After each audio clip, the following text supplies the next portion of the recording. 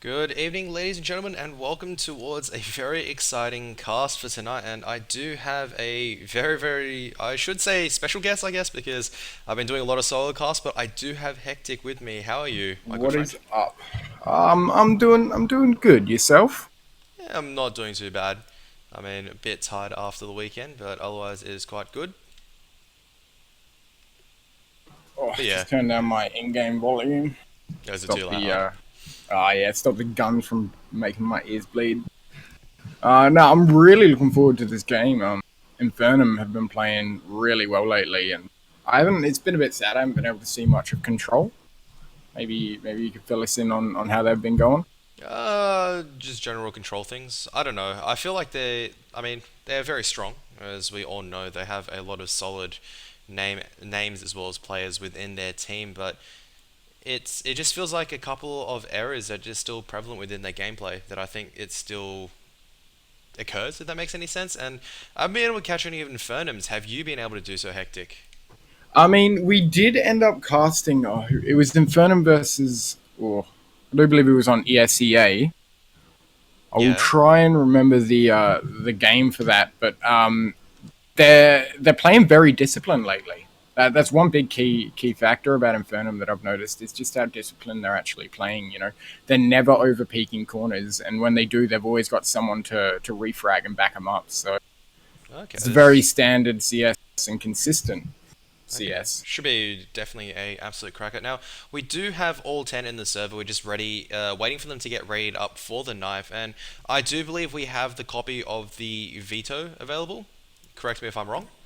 Oh yeah, indeed. I do indeed have a copy, and if you want me to just run through that, Yeah, it'd be let's just too go through easy. it. We So can we can discuss it as we are waiting for the players to ready up. I think we're just waiting for the people from Infernum before we go into the knife round, but yeah. we should be going live soon.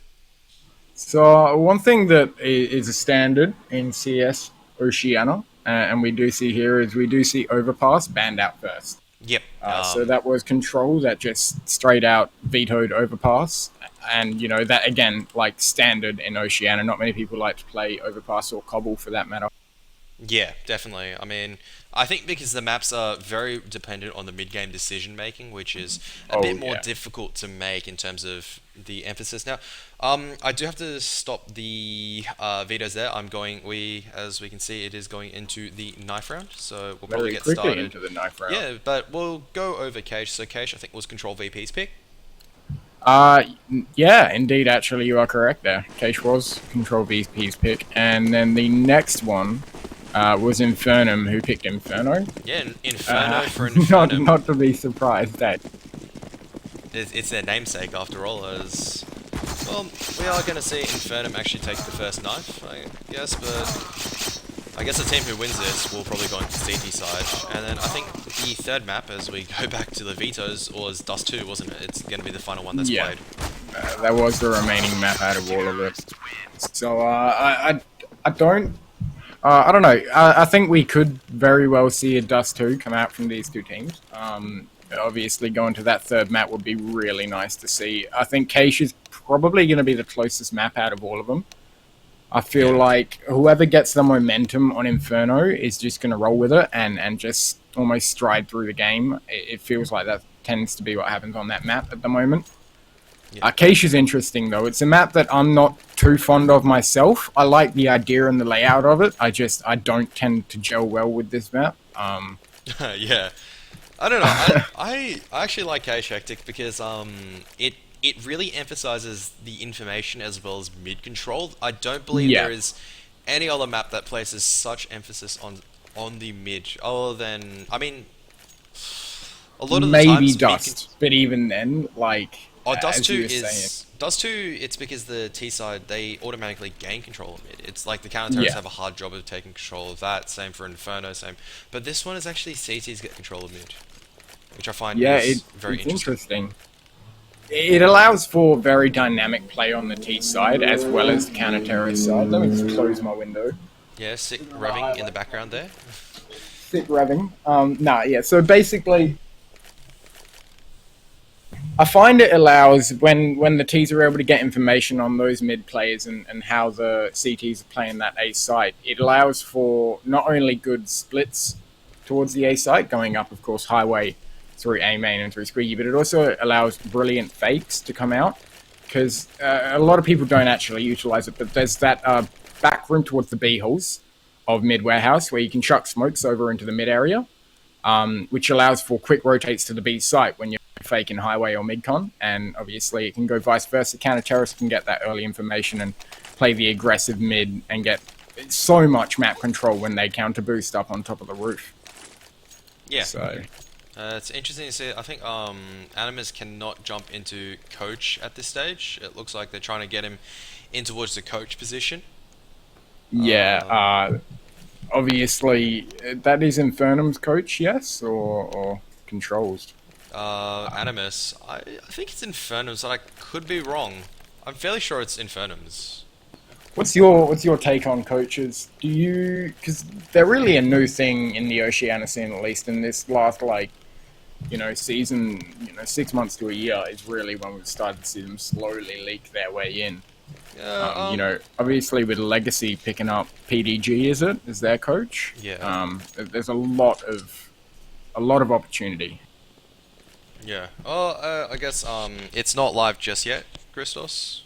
We're just waiting for the pistol run to get live. They have knife aside, and it is Infernum on the CT half for the first half. And I think, just to answer your question, Hectic, in terms of coaches, I feel like it's good that we finally have this feature, but the problem is, I feel like a lot of teams may not listen to the coach. I think the coach doesn't necessarily need to be a player as much as we do see that a lot of the coaches now are very high level players, but I do feel like it's still missing something, if that makes any sense. Coaches need to be a wide variety of things. They need to be able to look at the holistic picture. They need to put in a lot of hard work in terms of scoping out other teams as well. They also need to keep the players happy as well in terms of the mentality. They also need to be able to read what the enemy is going to do. So that's where it comes, where they do their homework, so to speak, in studying other teams. I mean, the coach can really pay off in terms of, as you said, being able to study the enemy team and read how they play certain things on certain maps. I mean, one thing I want to point out from at least the PDG and Legacy side of things, we saw Legacy versing Chiefs the other day, and of course PDG being an ex-Chiefs player, I imagine there'd be a lot of information that he'd be able to give to Legacy that would give him a big advantage in that sort of matchup. Be interesting to see how it goes, because that said though, just because I think the line, I can't remember when PD was on Chiefs. It was quite a while ago, admittedly, but it still gives you a little bit of insight into the team dynamic, at least I think it would. I could very well be wrong. Yeah, it depends on the in-game leader style as well. I must confess, I haven't been able to really catch a lot of the games. I feel like it may be a lot better trying to get into the minds of coaches and trying to figure out exactly how they analyze situations, as compared to just going, oh, this is how they go, if that makes any sense. But we are going live now, so Hectic, we do see 2 smoke grenades on the sides of Control.VP, and just the 2 flashes. Utility. 2 flashes on Zed and the kit, and all the other players just opting to go for their aim. I think we're definitely going to see an executed take come out here from the T side with those 2 smokes and 4 flashbangs. It'd be great to see what they do. They are heading over towards this A area.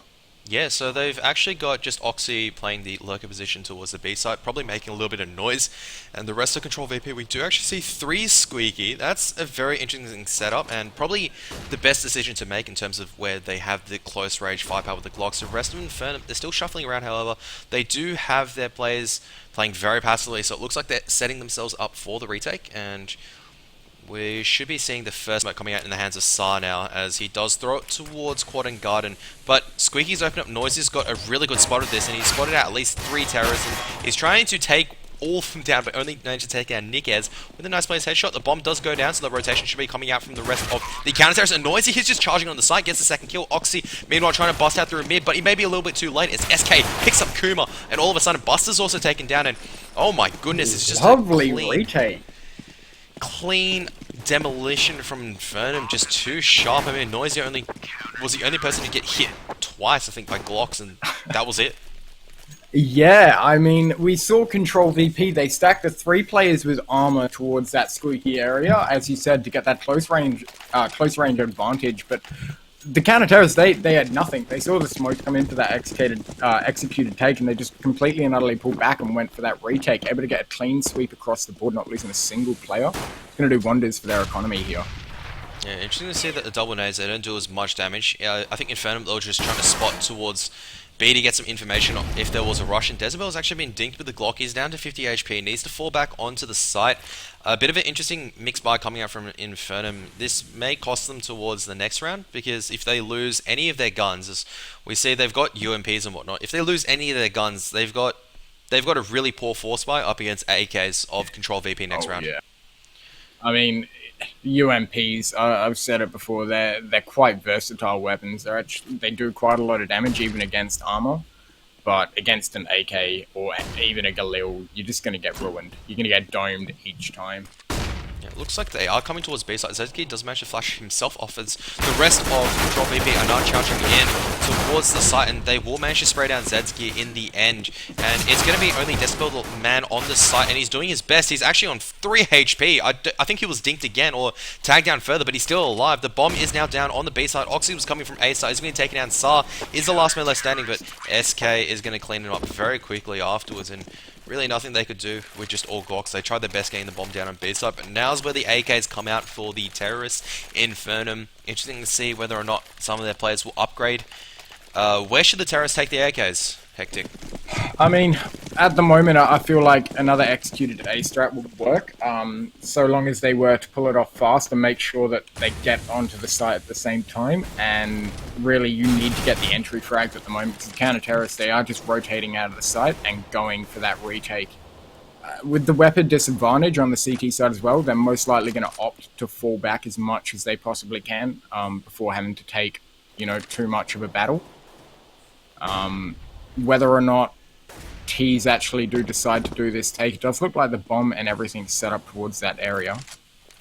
It looks like a double boost actually coming out from Oxy and Kumar, so they may try to snap up mid control up against SK, who's just kind of spotting a bit more of a passive line. Still not going to spot any terrorist just yet, as it looks like it is going to be Sar, the solo man, who's working this B side. But I don't like what Infernum are doing with their grenades. They're using a lot of their grenades very early on, playing very defensive, but they've put themselves in a bit of a pickle, really. They've only got some utility left in their hands, and the terrorists still have a bunch of smokes and flashbangs to use, as Noisia is the first one to be found out by Nickheads. Nice entry frag by him, and this may be the cue for Control.VP to enter the A site, Hectic.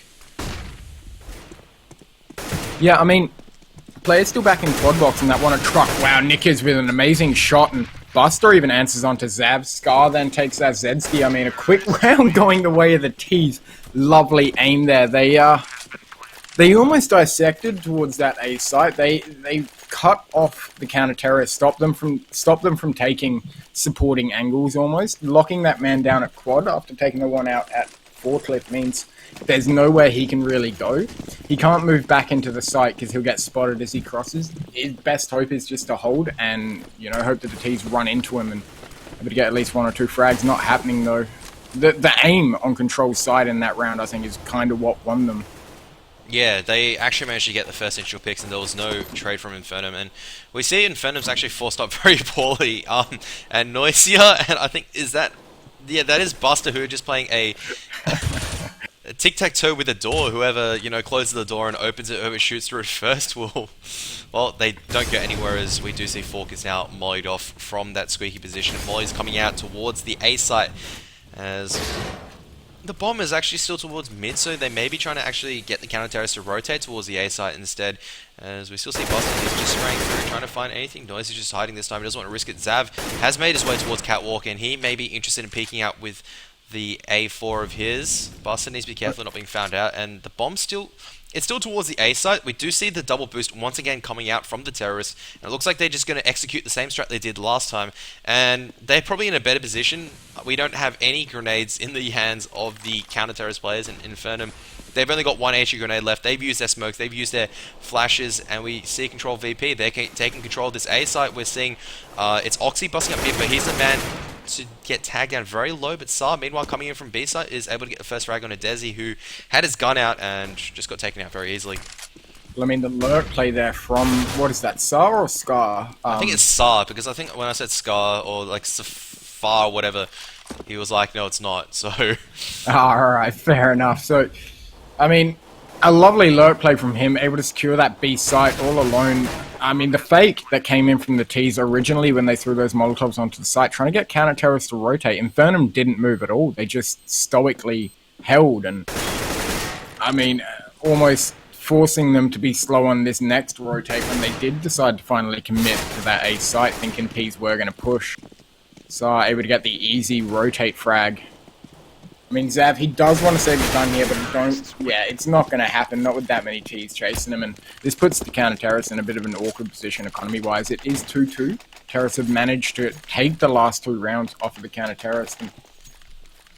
I mean, on an eco round like this, I'd like to see a mid-rush come out here from the CTs, just try and do enough damage towards that T side. Someone did just walk into my house. yeah, I think we barely heard it in the background, but yeah, we actually see them just playing more passive stuff. But it looks like SK is the man to push into Squeaky. Buster, I'm not sure if he's heard this, but I think he knows that the counter-terrorists are coming towards him. We do see Zav, and looks like Buster's going to get one, but Zav, nice P250 headshot, does get the trade, and will get the AK-47 and able to make it back safely. Control.VP not really backing up Buster towards the end. And it looks like they may be tempted to go towards the B site, but there are still 2 counter-terrorists there. And this Molotov towards Pit should be able to force off ZSG. He does only have a USP, and Decibel only has a P2K, so it looks like they are beginning their attack on towards the B site. Nikez coming in towards Vent as Inferno have rotated the other player over. Decibel does fall very quickly, no armor, inability to do some damage. ZG can be spotted out through the edge of the smoke. Oxy is just going to spray him through and take him down. Notice I think was tagged very low. He's thinking about pushing through, but he's still got only the P250, and he's thinking about it, but he decides not to. And Zav should just save the AK-47. If he manages to save it, should be able to force a buy for the rest of the players. Oxy, he's tagged twice, but not showing the head, and Sar's going to come in and get the trade in the end. Zav just holding in the standard spot where all counter-terrorists go towards to hold their guns, which is going to be Squeaky. So yeah, I'm not sure if Hectic is still there. I don't think he is. Looks like. I am. So, my bad. Zav there, I mean, all he wanted was that exit frag and not quite able to hit the shot. He kind of just wanted to delay the T's enough so Zav could save his AK, and actually, I mean, Nicky's coming in to pre-fire that angle. He does take him down half and Kuma to finish it. Zav not able to save the AK is going to be a little harsh on them, to be honest. They're going to be able to buy this round counter-terrorist, but I wouldn't be surprised if they just save, just pistoled up. Nah, they are going to buy. They don't want to give Control.V too much of a lead here, which is fair enough, but I feel they lose this one now and they're going to be on another eco. The round loss bonus will come in, but it's not going to be enough for them to buy again if they lose.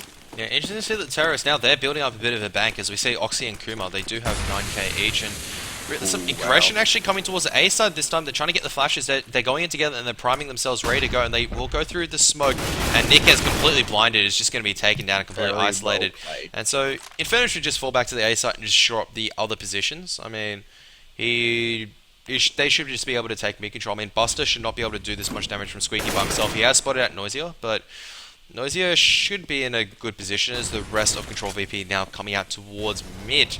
And we do see them breaking vent, making a little bit of noise. Decibel, he's used his last smoke. He's readying his flash, but SK is just watching the line for him. Should not be able to spot anything just yet, as they aren't going towards B. They're actually making their way up towards highway. There are 2 counter-terrorists on the site, one in A main, one in quad. Zedski should be thinking about peeking Z very soon, and he does flash himself out. Not sure if any of the players heard the flash, but Oxy is going to jump down towards checkers, peek towards B side. It's really a split and pick from the Control.VP boys at this stage, but I reckon not that... giving away any information in this round. I mean, like, in terms of early information given. Yeah, but oh my goodness, Oxy was nearly able to do the damage. Now Buster coming in, they don't know where the bomb... Infernum don't know where the bomb is, as Buster should be able to clear out A. I mean, he's spotted Zav's head and will be able to take him out very shortly. And it's going to be a 2-on-3 retake situation, and really, I think at the moment, Infernum's just losing this because Control.VP know how to take the endgame with their utility. Kuma, nice headshot into Zedski to just take him out, and Decibel, I think he should just stay with this. I don't think he should be going in on 1-on-3, but find out very shortly, and yeah, he just died very shortly. So, I mean, Control.VP there, they're not giving away any information at the start of the round whatsoever towards the counter-terrorist. We saw the counter-terrorist having to actually peek aiming then to get some information, able to get that man advantage. It slowed down Control. They, as you said, went for that split and pick method after that. They wanted to even up that man advantage that the counter-terrorist did have, and being able to do so, I feel like their use, as you said, of utility at the moment is really, really good. They're able to force out rotations from the counter-terrorist without even peeking a player. So, again, Tease, at the moment, the way they're playing is just very slow, and they're waiting for Infernum to make the mistake of rotating off of a site or over-peeking an angle, and it's working out for them at the moment. Yeah, definitely. Now, we do note that now in this round, they know the economy state of Infernum. This is why Buster bought a back 10. And look at this. He's a solo man out just trying to get some information. He's found one, and he's unable to get the second. He will get the information that there are two more towards A, so the push onto B site will begin. Sars, the first man that's leading the charge, and Noisier. He does have, I think, a 5-7, and as well as body armor. He could do a lot of damage, but completely blinded. Still managed to dink Nickez through the flash, and now SK thinking of charging in, but he charged in a little bit too early. The rest of Control, they did not push the situation, and none of their players have died just yet. Now, Infernum actually both pushing through CT. Nickez, oh my goodness. Zav getting the double, flicking, getting the triple. And Oxy, the last man, is able to clean up both counter-terrorists in the end. But Zav going absolutely huge with that 5-7. That was insane. What a 3K there from Zav. Almost saving the round. Not able to quite lock it out in the end. And it's good to see, like, players at least they're on point. We do see Zav leading the server 8 kills and 5 deaths. We got Oxy on the T side. I almost called him OK. That is, of course, 7 and 3 himself. So doing a great job individual-wise. I mean, 7 rounds in, 8 frags. It's not a vast amount, but considering your team is losing by 3 rounds, you're doing pretty damn good there, Zav.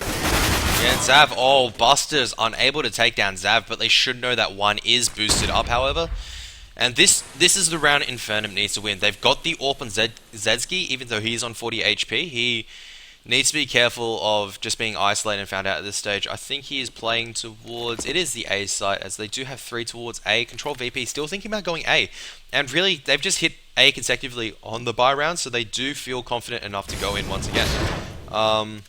Interesting Molotov to kind of just force out any non-existent counter-terrorists in this round, but a counter-terrorist may have been lurking in vent, so they've just been able to force that out. It looks like they will be taking mid-control, just trying to find where to go. They have 50 seconds left. Now, Infernum have done a much better job this round. Look on how many grenades they still have. And this is exactly probably what they need just to bring the round back. They have spotted out SAR towards Checkers, and there are 2 players on the B site, which is Decibel and SK. They're both full on HP. Decibel just thinking about where to throw either this Molotov or flash he has in his hand. It's going to be a flashbang first, as we see in the equipment, as he's just lining it up and just waiting for his teammate to spot, which is going to be SK. I think he's just spotting the line to see if there are any terrorists coming in. 20 seconds left. We do see the first flash coming through. Oxy is doing his job admirably well as he goes towards the A site. They still don't know where the take is, and Decibel, he's jumped towards back of site and he's still alive. Now, Zav does manage to get the flank kill. Decibel does go down. There is 7 seconds left on the timer. They'll be able to get the bomb plant down. It is a 1-on-2 Zav on 29 HP. Now coming close towards the CT at the smoke. He's spamming through, but he's not going to find anything as the terrorists have relocated towards Checkers inside. Yeah, it's not a good position for Nickez to actually be in. All Nickez needs to do is hide. If Kumar falls, it may be a bad situation for the beam. They now know where Zav is, and Nickez does manage to peek out at the right time to find him. So if Zav was able to take down Kuma, I felt like that may have been a very poor situation for Nickez to pull through. But the bomb was planted out in the open, but it wasn't planted in the back corner, which meant he could be staring at the terrorist while defusing, allowing him to get off the bomb and easily hit a headshot. So planting it in the wrong place, of course, trying to not die to the counter-terrorists when they did plant that bomb. Control.VP, they're doing a great job of keeping pressure across the entire map, even when they're like going for a straight-on push onto a site, they're still pressuring the opposite bomb site. And we saw even Molotovs, when they took that mid-control, hitting vents, anchored one of the counter-terrorists towards that B site, and able to just solidify a counter-terrorist and almost lock him in cement to a bomb site. It's great, but Zav and Zedski with the quick push through A main, they're able to take out Nickez and able to take out indeed Busto as he pushes through that squeaky area. Yep, so Infernum, they've done pretty well. Actually, they've equalized it to a 3-3. They've actually get a Mac 10 in their hands. I'm not sure. So Zedsky has also got an AK in his hands now, but it's still a bad situation for the VM. They need to try to retake the site, and we've seen that the prime players already up. They had to break vent. Zedsky's doing his best. I mean, Decibel, he has no armor, there's no kit. If they want to retake this, they got to go in fast, and they are going in fast at this stage. Decibel should be able to get a good kill onto Sar. Doesn't actually taking out Oxy, though, on site. Still alive. Kuma is just waiting. They don't know the position of Kuma, and he'll be able to get a nice kill onto Decibel. Now, Zedsky's got the kill. He's now on a one-on-one, and it looks like he's just going to save. Smart decision from him, as he did not have the kit and the Molotov. Kuma, I think he knows where he's gone, and just making sure that they can't come back in and defuse the bomb. So, nice hold from Control.VP, but a lot of damage done by Infernum gaming, but I don't think it's enough at this stage. We see that Kuma's actually hit 16k. I mean, the man with the panda avatar has 16k and is more than willing just to either drop a gun or buy a full set of utility for his teammates. Oh yeah, and I mean the sheer amount of damage done on that eco round there from Infernum, it gives me hope for their T side. If they can pull that off on their ecos on the T side, it's a lot easier to dwindle down the economy of the counter-terrorist, and I mean able to almost solidify, or very well done from them, a buy in this round with still a lot of money left on Noisia. It is going to allow them to pistol up next round, even if they lose. I feel like they'll probably still rifle with the round loss bonus. SK gets his head ripped off there by Saren. Again, a very passive play here from the terrorists, not giving away any information, and that is the big key to their play. But Noisia, he has to go searching for the information every time, like SK tried to, and it's not working out here. Infernum, they lose 2 men, and that's going to give the man advantage to the T side, as well as the huge weapon superiority, and Buster takes out Zav towards quad. There's not much that they can do at the moment here. Yeah, I mean, they just took control of the A site with an easy pick onto, I think Zedsky was trying to pick A main with the AWP. Easy AK pick. Nikes was only banged through the edge of the box, and they just really strolled in. They just mollied off Garden, or Quad, Garden I think it's called, and there was nothing Zav could do. He runs out, he gets shot, he has to smoke himself off, and Decibel, he's done well to actually hold his fire. They do know that there's a terrorist now towards B site, and Sar should be fighting himself for a rude awakening, as a bullet should enter his head very shortly. Or just into his body. Was probably a bit too optimistic to expect the headshot. And Noisia, he should be able to get a nice double here, actually. Kuma spotted him out. He'll take him down. Nikes is very low. Oh, Buster coming in from behind, actually giving his long-term teammate a little bit of a hand. As Desi, the last man left standing, is going to try and save with an injector. Spot out by Oxy. And he's in a very poor situation. He's being spammed through from all 3 angles. Yeah, not much you can do there. Yeah. I mean, completely surrounded, and the wallbang's slowing him down that much. That was a very good round from Control. Infernum having to go looking for that information, giving away a free frag, SK getting taken out at the beginning of the round, and then, as he said, Zedsky peeking that A main with the AWP gets taken out as well. And I don't know, this is nothing against the player, but I feel like if you're 2 kills and 8 deaths, maybe you shouldn't be taking the aggressive angles. I feel like your best bet is what you did on that pistol round, which is just pull back to passive angles where you're able to retake the site with your teammates more than actually hold off the push. You know, get 1 frag as they push in and then just back the hell off. Yeah, definitely. Because at the moment, Infernum, they're mollying all the close angles that are going to get them in trouble, which is really working out for them. It's stopping Infernum from holding NBK, which is to the left of quad on A side. I don't know why I call it Garden, but I guess that's just what I'm used to. It's all good. Yeah, so we are in attack pause at the moment. Names. On certain maps like Overpass, I struggle with the calls. A bit convoluted for me, but it's just pipes. Honestly, at the moment, it's just pipes, like long pipe, short pipe, Mario pipe, green pipe, red pipe. Okay, maybe not Mario pipe, but I've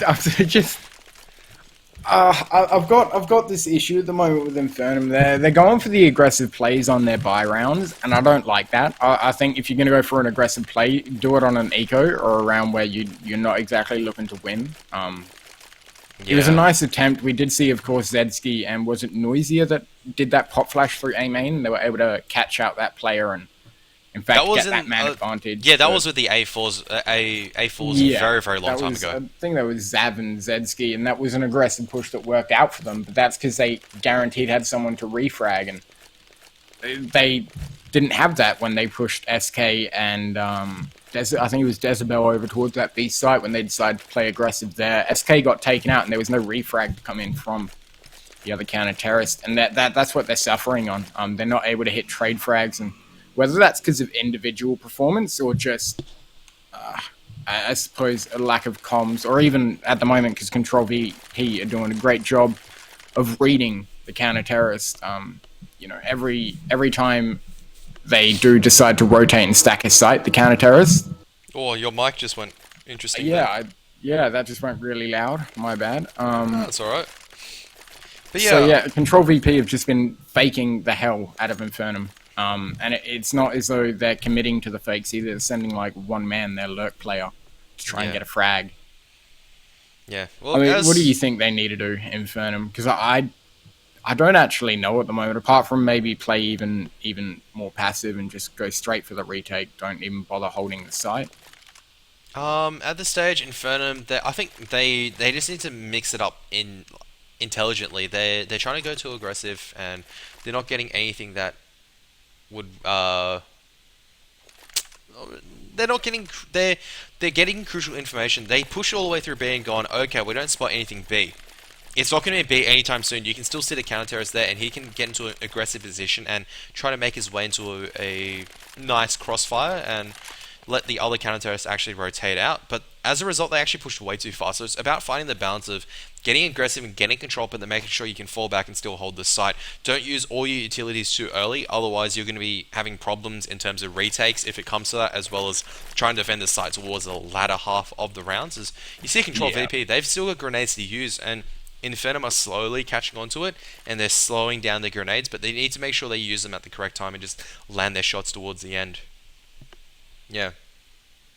Interesting to see how Crystal says that Aura could beat Control. I'd like to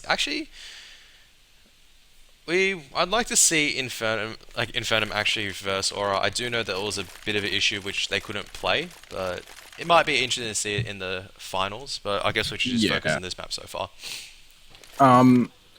Just something to note quickly about these two teams, especially Infernum's side, is the aim coming out of like the rifle play coming out of Control.VP's side is just immense with those AK-47s. Like, they're able to hit the headshot almost like 70% of the time, I'd say. They don't really go for the body shot, and it's paying off because as we see the counter-terrorists, they're not able to get the trade frags because the T's are just so quick. Yeah, so I think aim prac has worked dividends for them as now. Oh, yeah. Interesting to see they're actually mixing things up this time, so it looks like they're just going hard out towards mid. Take a look at this, they're just going straight out. I mean, Noisy does a good job of spamming through. He's not dead.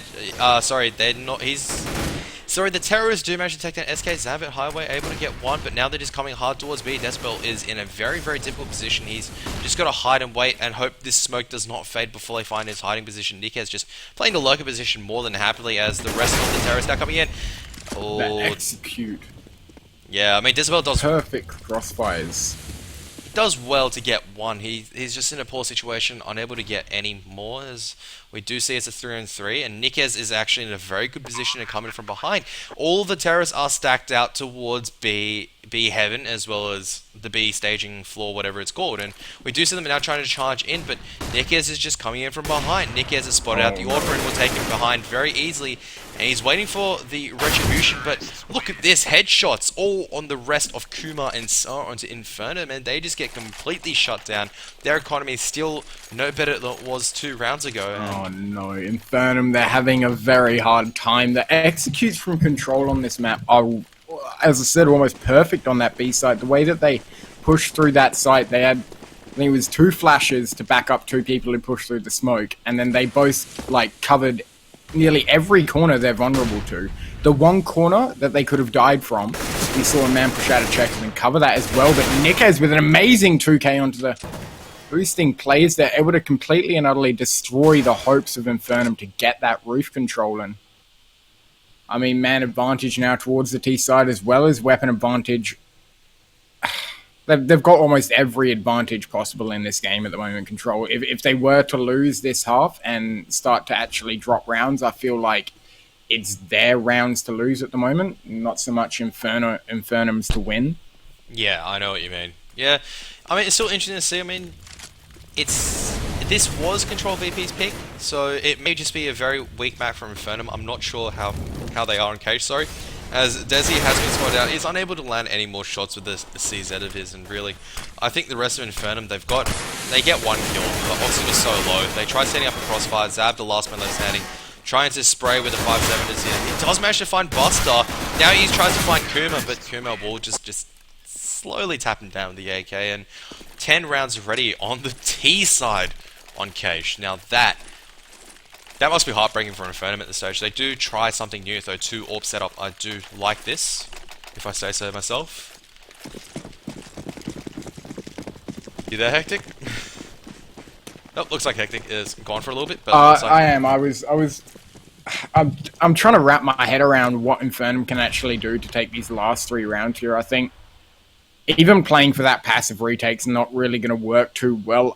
I'd like to see aggressive crossfires, so holding angles that are close where you're covered, but only up until a certain point. When the T's say push through A main, you have one forklift and one right next to Squeaky. Really, really close angles, and I don't know, maybe that might give him a chance here, but at the moment, Control, they're doing so well. To take 10 rounds on T side of Cache, that's just well played from them. I mean, it's not as though Infernum's playing bad. They're reading right, they're getting the rotates right, but they're just overcommitting a little. We do see T's kind of fake out towards this B site, and we do have, in fact, 2 counter-terrorists that have rotated in. Decibel, he's playing Heaven. One man did rotate from Truck a bit further back, but T's taking this mid control is going to be bad here. oh my goodness, but Kuma. How does he hit that shot? Like, he takes 16 HP, he's on, and he just turns and taps him in the head. Like, very well played from him there, able to take that man out towards the mid area.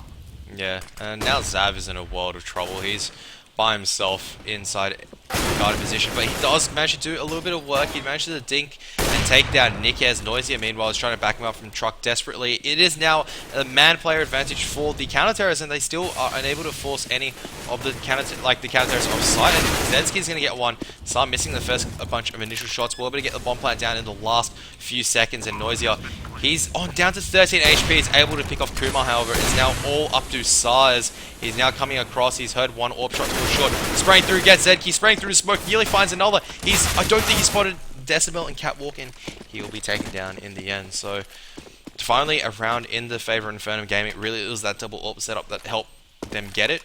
As we see, Zav is actually on 15 HP. The rest of Infernum do need to step up their game.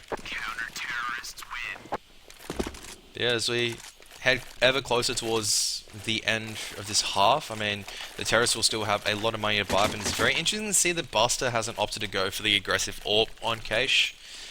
That was a nice play there from Cigar, trying to clutch it out for his round, but he wasn't able to end it, running out of ammo in that AK. And yeah, he didn't clear Catwalk well enough, I feel like. And that flash, he knows that there is an AWPer there. Nice flash. He should be able to catch out at least one player, and he will catch out Decibel, but Decibel will be able to land the A1 spray, I think it was. Yeah, it's the unsilenced A1, and Nick is just pushing through mid. There's just no one from Infernum watching mid. And look at this, Zav is just caught between 2 lines, or would be if there were terrorists towards A main. There aren't. And so probably has a little bit of a reprieve as we see Truck now being smoked off by Kumar, as we should expect SK just to wide peek through the smoke, and he does so, lands the spray and one, gets the headshot into Nickez, but Zap does fall. They do get control of the A site as it's now a 2-on-3, another doable situation from Infernum, 1 or 2 M4s. There goes the first HE grenade. They got to use his Molotov and 2 flashbangs effectively. We still see 4 flashbangs and a Molotov on the hands of Control.VP. First flash coming out, second, and the Molotov coming out towards Catwalk should be delaying it further, but Oxy is now mollied off. Buster fully blind. Nice flash from Decibel. A bit of a poor spray towards the end. And Oxy somehow still alive, does manage to pick out one, but yeah, he's on 1 HP, so Decibel's able to pick him off. They're able to take that 4th round in this half, and I feel like that playing very passive and going for the retake is working for them now. They played that aggressive crossfire with that man from Truck and Forklift to hold off that highway push, and that was a lovely hold from them. We saw the man at Truck able to get an easy 2 frag and pull back and still in fact save without taking any damage. That was SK at Truck. And then going for the retake with his teammates, I feel like it was a lot easier on each player. In particular, you know, not as stressful to just go for that retake instead of the initial hold. But the nade lands directly on Nick. He's down to 39 HP, and that hurts. Like, not even able to see a counter terrorist. He did spot Noisier out as he went for that quick aim peek, but very well played from Noisier with that grenade. Yeah, some nice nades actually coming out from Infernum, doing a little bit of damage, and I think Kumar is the sub for Control.VP. As I think at this stage, Control.VP, I think they're just rushing it a little bit too much, and they're trying to brute force their way just through one choke point. They'd be a lot better served trying to take multiple control of multiple places. As we see Noiser, he's actually so close towards mid, and I think he's going to be shot very quickly. They spotted out an ult very quick. He just made noise, and they just able to spot him out very quickly, take him out. Now they've got, this is a lot better. Before they only had 3 coming up highway and whatever. Now they actually have 1 in A main, 1 in Squeaky. There's much more threat for Zav to deal with. Saad's going to take down an SK. As Zav is able to get 1. He actually dinks, I think Nikez, or does a little bit more damage. No, Nikez already tagged earlier, but they'll get the bomb plant down. The rest of the counter-terrorists may think of saving a Zedki. He's trying to jump up through the smoke. Oxy, though, just behind it. He's made his way to a nice position, is able to take him out as Decibel is trying to push in from the back of A main. So Control.VP fixing up their errors from the last 2 rounds and really just showing how good they are on Cache so far. Just utter domination of Infernum. And Infernum actually at the risk of losing their first map in the season. So, yeah, that's some statistics for everyone to process. I mean, that shot from Sa, he was completely flashed, and he taps the dude as he runs through mid con of not a tap but a spray control. And I mean, I think that may have shaken up the counter terrorists a bit because they're a bit slow and hesitant on that retake. Of course, being the last round, it's the round you definitely don't want to lose control. Almost getting the style points there with a lovely run boost onto the top box. Yeah, and Shroud Kuma, position. yeah, and Kuma does very well to just spot this and just try to slow it down. It looks like he's just going to try and shoot through smoke. Ooh, A lot of damage, actually. Pushing across, SK thinking about coming back in, and Kuma is they're just gonna play retake, so there's gonna be a 5-on-5 retake. With the terrorists, they're set up nicely on site, but no grenades. The counter terrorists do have a Molotov as Buster is instantly dinked. Nick is coming from behind Decibel, now aim dealing it out with him, and it looks like Decibel should come out on top as Nick misses most of his shots. Now the rest of the terrorists coming and converging on towards this B side, and it looks like it's a good situation for Infernum to actually take this round, as Kumar is suddenly the last man left standing. These frags going heavily in the favor of Infernum, and Kumar, he wants to force the issue still, but I don't think there's much he can do. No time left on the bomb. It's a completely open plant. He's just trying to go for kills at the moment to see if he can get some money inside the bank, and it looks like he will be unable to do so, as Decibel does manage to get the final kill. Zav, unfortunately, does die to the bomb. Absolute tragedy. We'll all light a candle for him later tonight, but I mean, that was a nice try to just pull back from Kuma and wait for his teammates for that retake. Oxy, he did have a Molotov and a flash, and we saw him try to use that when they executed the retake, but it didn't work out as Infernum had that triangle of doom set up. 1-man in sight and 1-man B main. It is quite a potent setup to have indeed. We will see a 4-stack come out from the counter-terrorist side towards that B site, and it's nice to see them try something different on this eco round. Yeah, they won't. So they won't. I don't think they're going to. They're not going to find much though. It's just Zedski playing Lurker, and Kumar has managed to spot out a Galil, and it's not going to really push it any further. Infernum indeed here from Control. I didn't actually notice before Buster with a deagle and armor. We have 3 other sets of armor and helmet as well. Yeah, Not able to hit a shot, Buster. A bit sad there. Wanted to see a 1-dig come in. Zedski down to 61 HP though after taking him out. And still, a 3-stack on this B site. It could very well be the right read. We do see the bomb towards vent. And 2 players in checkers. 1 checkers, 1 being main, I should say. Yeah, the bomb is coming to B indeed. Yeah, well, there is a first Molotov that should force out at least 1 counter-terrorist. The HE grenades, very nicely placed, but the counter-terrorists are still alive on the B side. And Infernum, they're actually now just falling back towards A. This is actually quite smart, but Kuma actually picks up 1 towards the A side. He's still alive on full HP. He's got the 5-7. falls back towards highway now. Zav does manage to pick off Oxy, and the counter terrorist now kind of just split into a 1-1-1, one mid, one B, one A. It looks like Decibel is the first man to be pushing out, and they've been able to outread. They've just gone back towards the B site as now we see Kumar taking in from behind, and the last man left standing after it was Saab, the first person to fall, is going to be Nikes. He's got the P250. It looks like he should be able to find one terrorist, and it is Decibel with the AK. This is a crucial find for Nikes. He's managed to pick himself up an AK as well as a smoke grenade. Throws the first smoke, needs to be careful of the rush towards truck, and he's onto it very quickly as he does try to spray down Noisy, unable to find him. However, is Noisy does well to reclaim the AK and get a kill with the MP7. So Infernum making a small comeback. Yeah, that was a promising round there from Infernum. The Zav was just waiting in checkers after they did rotate with that bomb. Caniterus heard the footsteps running through B main, and it did force that one player to go for the aggressive pick. I do believe that was Oxy, and he got taken out by Zav and gave complete control of the site then to the terrorist side. A very good read to just rotate straight back to the B site once that player does go down, and a 4-stack coming out towards the A site now here for the counter-terrorists. So just trying to do as much damage as possible on these rounds. We do see Buster ends up taking out SK, so promising start. At least, you know, able to do some damage. Of course, I do believe that was only a Mac 10, and the B site will fall to the terrorists because of that. Yeah, so they should be able to clean up the rest of this round quite nicely. I mean, their players still have full set of utility as well as... Oh, Kuma is going to get dead to death. Oh no.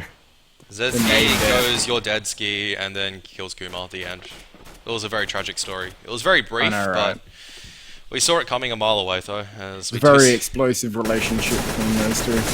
Yeah, I guess it really detonated towards the end of it, and we do see Kuma actually. These puns are actually terrible, and I feel really they're pretty good. Myself. I mean, I don't know. Should we just pull the pin on them? Oh my god.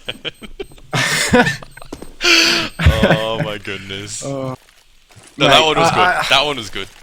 Infernum, they're doing a great job of using those pre-nades. We saw in the last half, Oxy got taken down to 39 HP to 1 from one grenade, and again, happening there, Zedski does manage to take out Kuma towards the heaven with one grenade, and of course, no armor. You can actually die to only a grenade. It's quite sad if it lands anywhere towards your head. Like, you're gone if it hits you and blows up.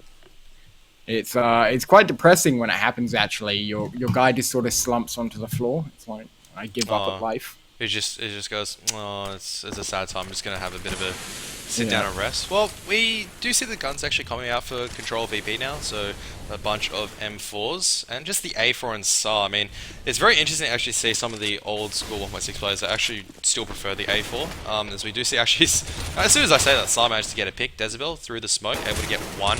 Kumar does get the trade, thankfully, because now it puts Control.VP in the player advantage. We do see Zedski with the AWP. I don't really like this. He's been unable to make things work with the AWP so far, even on the counter-terror side, as Infernum are now coming towards the A site. The rotation's coming out early from the counter-terrorists, actually, as a matter of fact, and we're going to see them shoring up the defenses. Nikes is still on the site, as SAR spamming through the smoke, unable to find anything, and Nikes actually found out by SK. SAR able to shoot him in the back and get the trade. Oh, he managed to dodge the player towards Forklift, and now it's going to be, I think it's Kumar who is tapping away.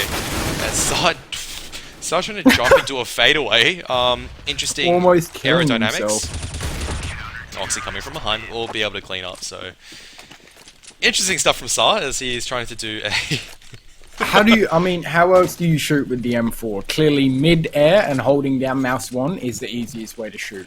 I didn't know showing us how it's done there. I thought this was Counter-Strike? Yeah, Counter-Strike Modern Warfare 4? I mean, is there anything different between the two? I mean, nah. let's go through the differences. I mean, you got Activision and Valve. I mean, Activision believes microtransactions are good. Valve believes microtransactions are good.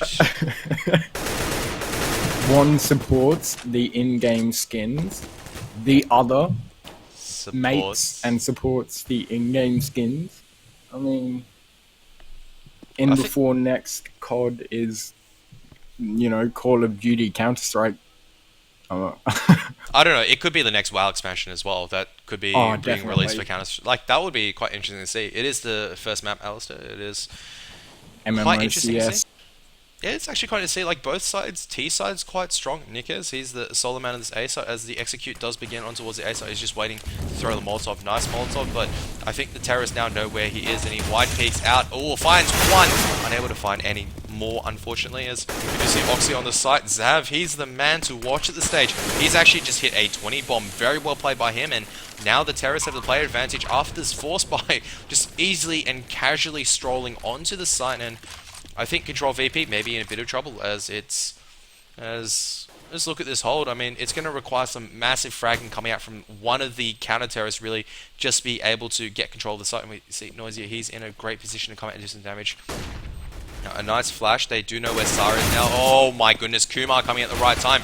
This has suddenly gone all bad for Infernum. Decibel's the last man left standing. The bomb is going to be tapped upon, and Buster is going to clean up. That is how That is exactly how you take an A site. It looks like there is going to be another tech pause coming out. So if their TeamSpeak did die, then that would explain the timing issues there. The man in A main, his job is to peek when someone's in heaven or pushing truck, who is going to be killing that forklift man. And the timing for that was just that bit off. We did see Kuma drop down, take him out, and then the man towards A main peaked, and once that man from A main went down, the man from Squeaky peaked a bit late as well, when they could have had perfect crossfires on each of the counter-terrorists as they did push through. Yeah, I don't know, timing was a bit off, and communication maybe as well for the Infernum side. They did say their TeamSpeak died. Whether or not that is true, we will never know. But yeah, as you said, textbook retake. Very well played from the counter-terrorist side.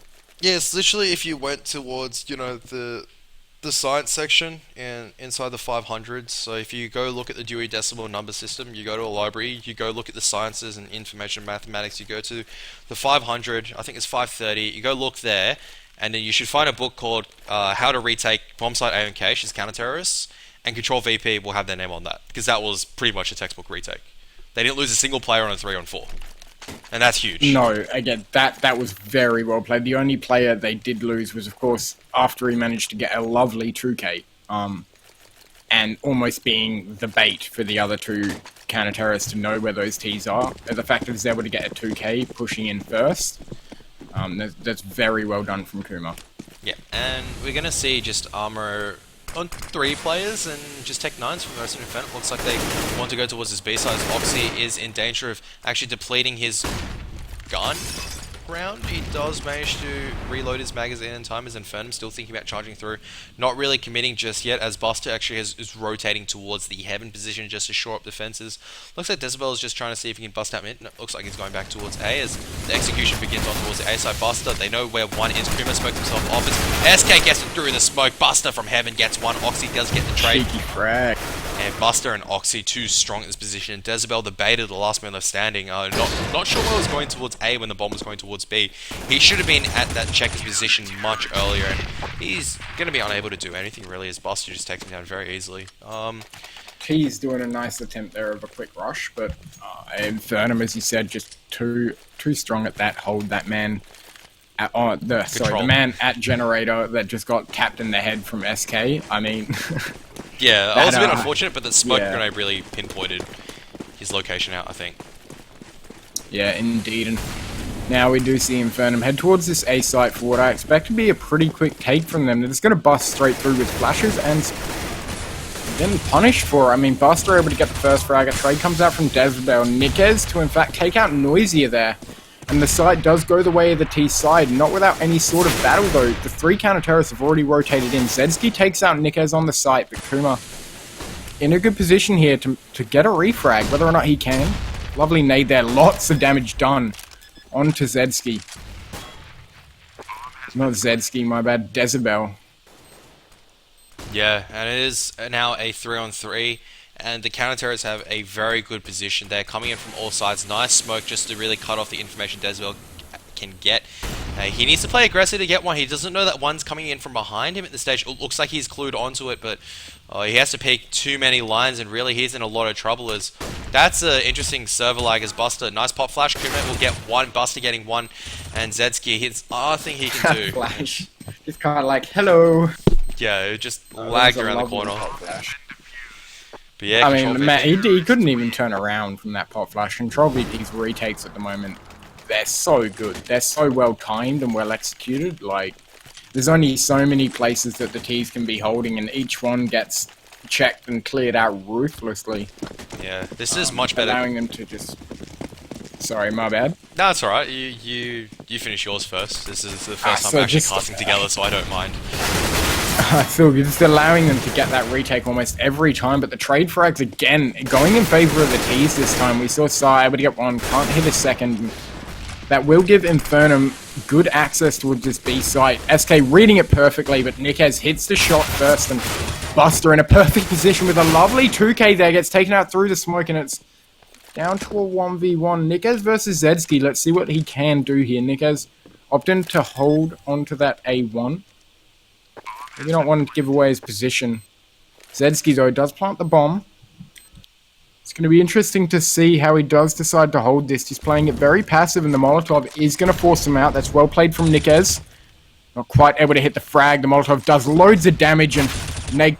Oh, wow. Neg can't quite follow up, but Nikez able to spray him down, and again, just the solo retake there from Nikez was so very well done, clearing out each corner, and the Molotov there flushing out the terrorists. We will see that go the way of Control VP, taking that first map 16-7, and Yeah. I mean, that round there, what did you think of that round? Because that was a bit hectic.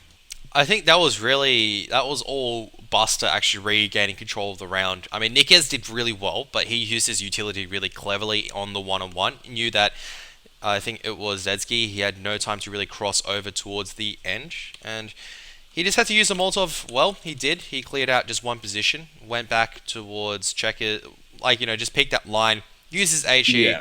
peeked towards the left, got the kill. Like, that was just how you play the one-on-one. Anyone, Yeah, hey, standard play. yeah. In terms of what really enabled that, though, was Buster actually notice that if we go back towards where he threw the smoke, he actually popped it just underneath Heaven, and instead of going onto the site, he came underneath Heaven. When you see a smoke and a flash coming out, you automatically assume the counter terrorist is actually pushing towards headshot as well as onto the site, but he actually went the opposite way. He went underneath Heaven, and the terrorist didn't check that. He was able to get 2 kills and actually bring it back. So, yeah, really. I mean, the other thing... Sorry, the other thing I want to point out is the frags across the board there. We did see Infernum. They had, 2 players on 20 frags, and then 1 on 11 and 2 on 10. So not really spreading the frags across the board there. Maybe some players not feeling confident on a map like Cache. I know I definitely wouldn't be. It is my most lackluster map, and I tend to not frag at all on there. And we saw, at least on Control VP's side, they were all sitting basically average. We had 2 people, 1 person on 20. I think there was 2 on 19, 1 on 18, and 1 on 16 from what I can remember. So the frags just staying very solid on Control side, and they're all picking up their weight. They're all supporting each other, and they're doing a great job of always getting the trade, no matter who it is that has to get that trade frag.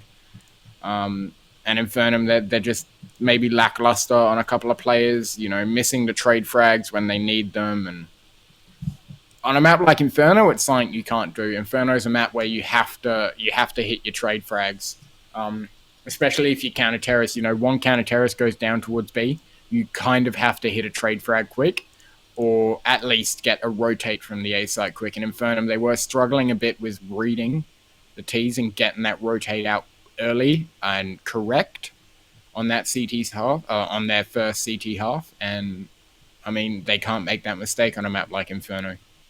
Yeah, definitely. Alright, so we are waiting to go to Inferno's pick, which is Inferno. We are going for a bit of a short break, so we'll be right back after this. But before we go to the break, I'd like to give a big shout out towards the Mwave CGPL Autumn sponsors. I mean, without their support, this season would not be possible. You would not be watching this cast. Very much. I'd just like to give a big shout out towards Mwave, AOC, Nvidia, MSI, Turtle Beach, Plantronics, Netgear, AK Racing, and Logitech. Their links are in the description below, so please do make sure you can actually go check out their websites and follow them on social media.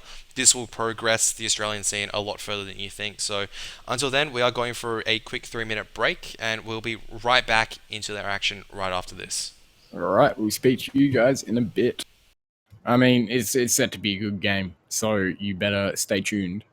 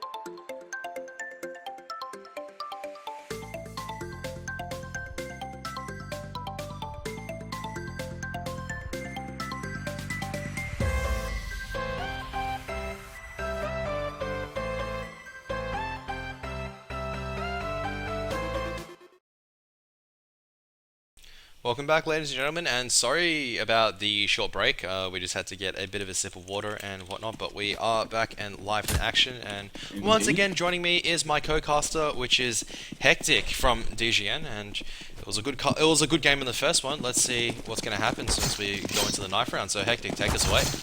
I mean, going into the knife round on a map like Inferno, you know, counter-terrorist side, of course, is still very favourable. Depending on the team, of course, we did, or at least I've seen when I was playing at a draft land, you know, we always chose the T side because it allowed us to just roll with the momentum and just completely and utterly trump the CT economy. If you're able to get a good enough start and not lose many teammates in the first 3 rounds on your T side, you're able to build up almost 4k to 5k spare if you do it right. And it's very hard for the counter-terrorists to then come back into the game without having to face 3 rifle rounds in a row, even if they win and kill all the Ts. So, I mean, that's actually what do you think? What do you think about the knife round? Because I personally think on a map like Inferno, it can sometimes benefit you on the T side. Well, I mean, we do see that. I think Control.VP won, and they decided to switch to CT. So, I still believe, in terms of, I mean, draft is one thing because it's a lot more difficult for people to communicate and all. But in terms of, I think, an actual team-based strategy, it's very difficult for Ts to actually figure out how to break onto the B site, which is a big crucial thing. All the games I think I've seen where the T side have been able to get an advantage is because the B side is easily exploitable. And either that or there's an amazing A side take. It's just one of the two things. So either you go first. That's all right. Sorry, I was just going to say with the A site take, common strat. You know, if you're not rushing the B site on MM, you're going to rush the apps on A side. But I think, as you were saying, on a more team-based level, T side is a lot harder to execute those fast strats because if you try for that B rush, you're going to be hurt. You're most likely going to be pre-naded, and then the counter-terrorists are going to hold angles which they can just run away easy. Get a frag or pop a head and then just back off, and you can't do anything about it. There's no chance for a trade. So I do understand on a team level, it is a lot harder to be able to bust through that B site, or in fact the apps, because you go apps and there's the sound cues from your footsteps on that wood, that you're gone. Like, they're able to get the exact number of terrorists really easy, or at least you should be able to. So I think, as you were saying, an executed take onto a site is what you need, but it needs to be well executed and it needs to be quick for the pistol round on Inferno. Yeah, so Animus is able to finally get on the coaching side, and interesting to see where Infernum is actually going to take this pistol round. I mean, we're still paused, so I can't see the buy situation that's going to come out from it on the next live, as, I mean, with some good T side execution towards A side and just forcing counter terrorists to rotate around, Inferno is easily doable and playable, but it honestly depends on how well the counter terrorists can actually hold This, towards, yeah, I their was going to say, sides. the spawn from Oxy here, he's going to be able to get a pick onto the B side if he decides to go there before the T's are going to be able to answer. Yeah. Um, Interesting to see another pause coming out. Not sure what the reason is this time, as we resume into the Cybergamer Pause League, as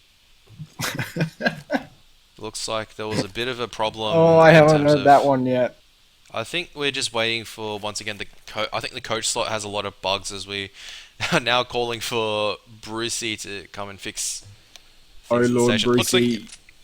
yeah, he's able to We found get. we found this out. You just chant 3 times in chat, Brucey, Brucey, Brucey, and he does appear indeed.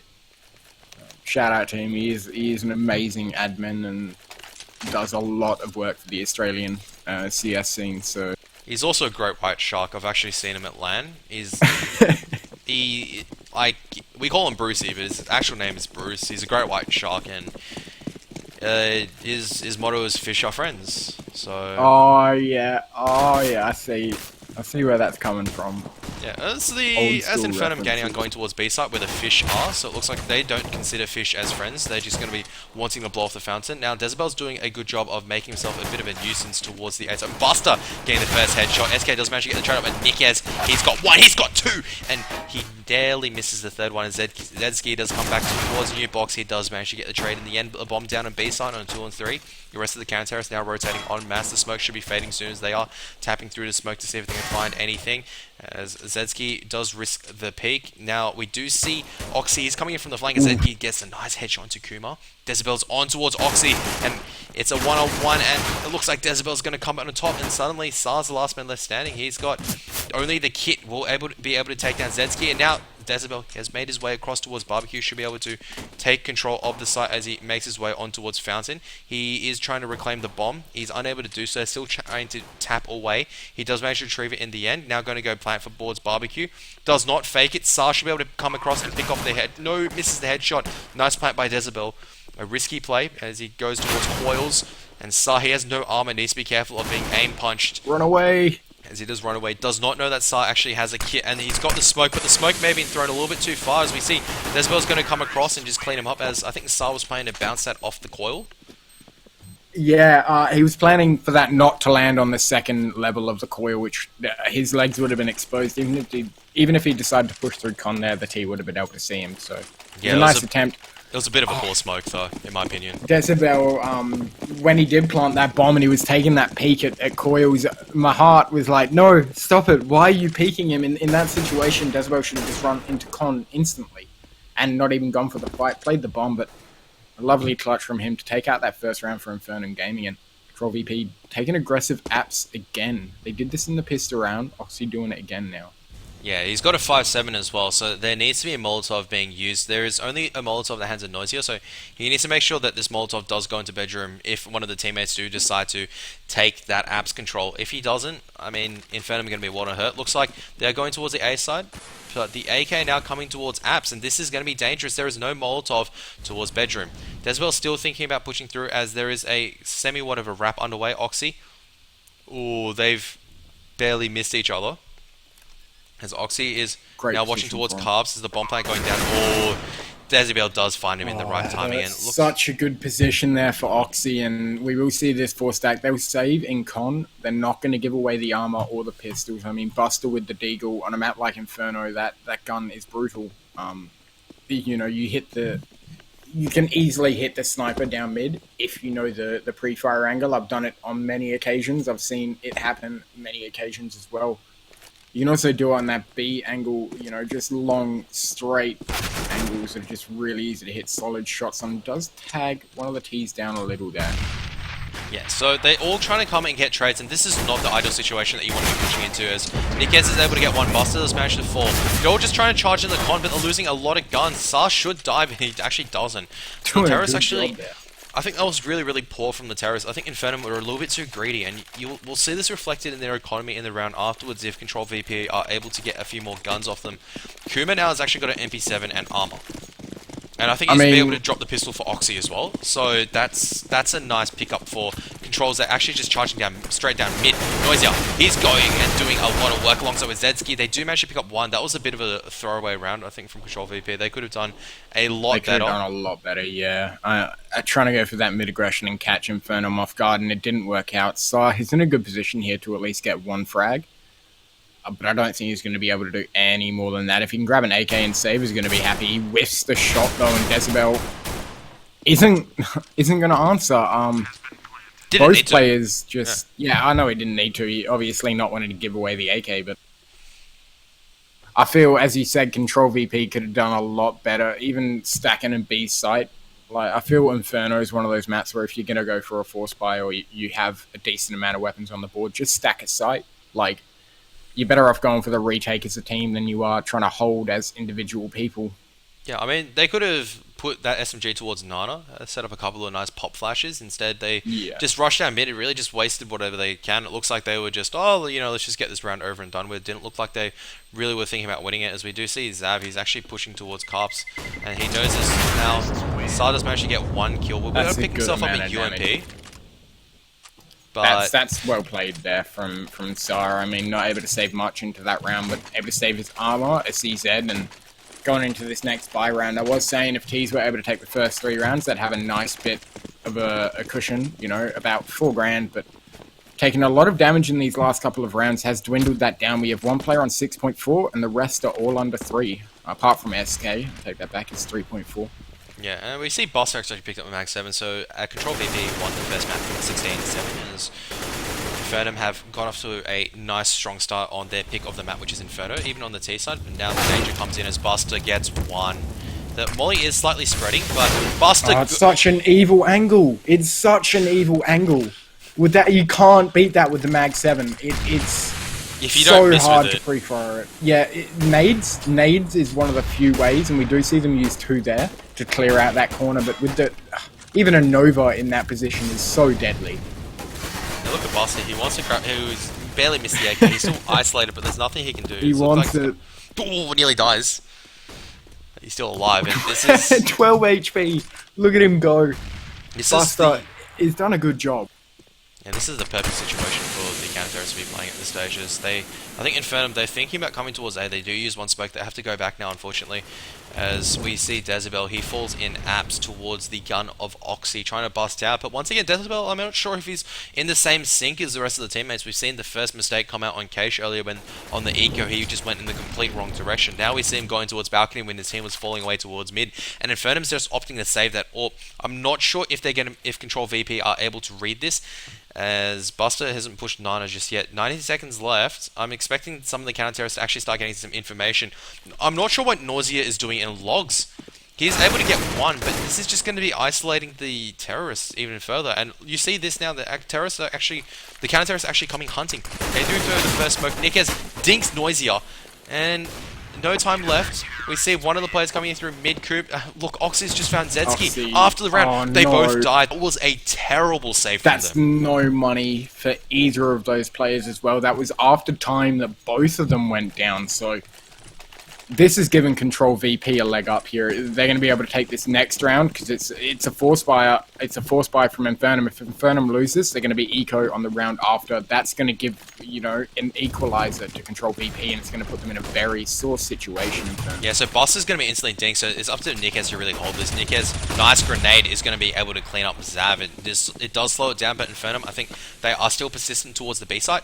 And Xe is correct. It was a 16-7 win for Control.VP, as we do see Noisia actually is in with the Boiler with the Tech 9, and the bomb is actually still in T-Stairs, so there's still no indication of where the boys from Infernum Gaming really want to go. I think B site is still probably their best bet, as both smoke grenades are now being used. It looks like they want to come towards A site instead. Nice flash to just enable Noisy to come out, but Kuma with that double stack towards Diggity alongside with Oxy is able to get the first frag. Sa still holding archers. They've been able to make no progression whatsoever, as now Carp's going to be smoked off. Oxy very brave to push ahead, but Sa coming in to back him up. Wow. Nice fragging from him, and this is going to put a massive dent in the economy of Infernum, as Decibel is the last man left standing. Really going to be trying to save that AK, I think, or trying to get the bomb down, but there's nothing else he can do. And Infernum going to be, well, poorer than me. I'm a uni student, and that's pretty poor. It's going to be so hard for him. Like, as I said, losing this force by rounder, it's going to give the equalizer almost guaranteed to control next round, and it's not looking good for him. Kuma does catch out Decibel as he tries to walk off and get a frag. I feel like Control playing very well with, what was it, Nikes and, was it Buster. Kuma who double peaked that Diggity area? No, that's Oxy. Oxy and Kuma hold that Diggity, and what they do is that they sit one watching Boiler, and they sit the other person swivel to watch Balcony. Obviously, that's exploitable to some extent. It's just I've seen no team able to exploit that so far. Some nice grenades, and Kuma may have just been a little bit too aggressive, as we do see the rest of Infernum just charging up mid. Nice Molotov, though, should be able to stop this rush. The smoke grenade has just gone a little bit too far, and they have to wait for this. And Decibel does well. He shouldn't have used that smoke to just smoke off the molly, and he does well. And I think Infernum, they're the positive trade for them, as they now all go towards archers. Sa, I think, just throwing that flashbang a little bit too late, not expecting the aggression, but Buster coming in, Buster cleaning up, getting the triple, but unable to get any more. Oxy should be able to get the bomb dropped in.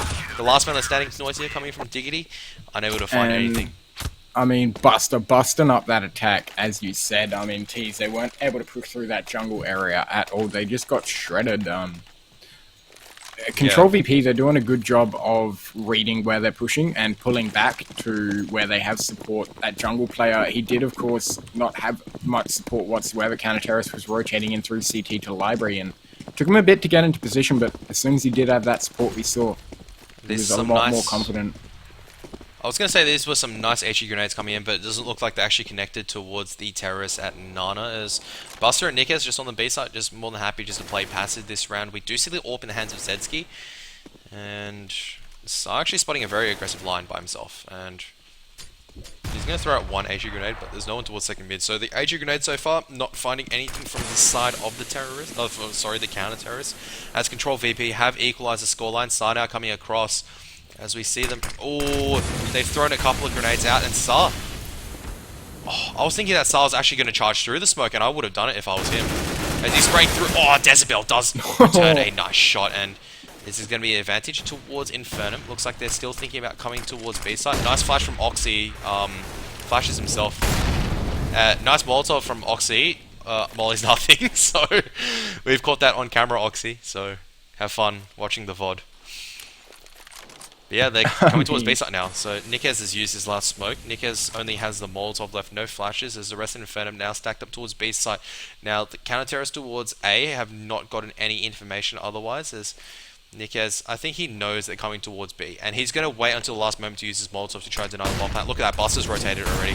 The Molotov comes through. They can't come through onto the site unless risking their life, and SK does have to risk his life and die. Oxy, meanwhile, picking up Decibel, who is trying to come through. They know it's towards B. Noisy actually makes his way towards construction. 10 seconds left in the timer. Buster is onto it as Nikes, ooh, misses a lot of the spray. Buster's still alive, however.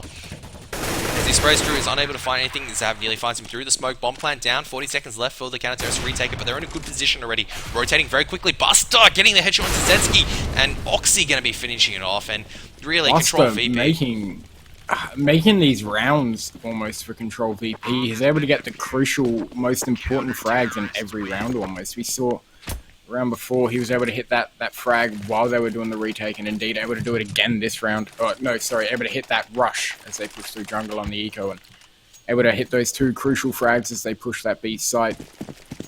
Yeah. I mean, again, he's topping the server, but it's more just the important frags that he's hitting, not so much the fact that he is hitting the frag. A bit of more of an aggressive play coming out from the counter-terrorist towards Nana, and I think this is what they need this time. As I think he's spotted information. Kuma's been boosted up on towards Diggity. Yeah, Boost, and it looks like they're coming towards Nana, so Nick has spotted this out. Nice Molotov, as it should deny the progression of the terrorists a little bit further and allow the counter-terrorists to get information from the other sides. But it looks like Infernum going back towards mid, as The smoke from the counter terror should be dissipating very shortly, and Saar needs to be a bit careful of being overwhelmed. As actually, Kuma's in a really good position, but I'm not sure if the terrorists actually do have flashes, so he'll be turning around as soon as the flashbang pops, and he'll be able to do a lot of damage, I think, towards the terrorists, unless one of the Infernum players actually gets a massive Tech 9 shot, as we see them actually just going back towards mid very slowly.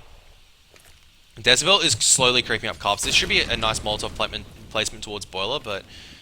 Oh, nice pop flash, but unfortunately unable to find all the players, and this is going to be problematic for the rest of the players from Kuma. Control.VP as they just get cleaned up on the A side. Really up to Buster to do some work, but he's going to be cleaned out, unfortunately. So it's a Nickers on a 1v4, him against the world of Infernum Gaming, and this was really a very, very poor hold from the players at A side. I was about to say they just overpeaked nearly every single angle that they could have possibly overpeaked. We saw the smoke go down in Diggity. It was a lovely pop flash to begin with. Like, don't get me wrong, and he peaked correctly when that pop flash went. Not able to actually get any teas though. Meant when, of course, that player at Arch decided to pull back, he was caught out in the open from the Tech 9 Russian. He went down as well when he tried to peek that Arch angle. You were gonna say it's...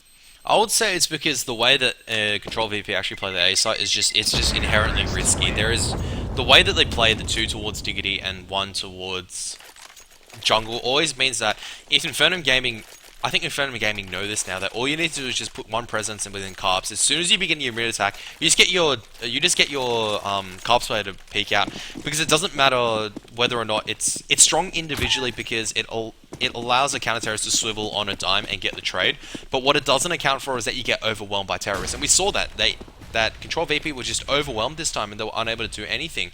And they really just paid the price, as we saw just their players go consecutively down without getting a trade. Yeah, I do have to agree with that. I've been thinking, I mean, the counter terrorists, as you were saying, able to be on a swivel is...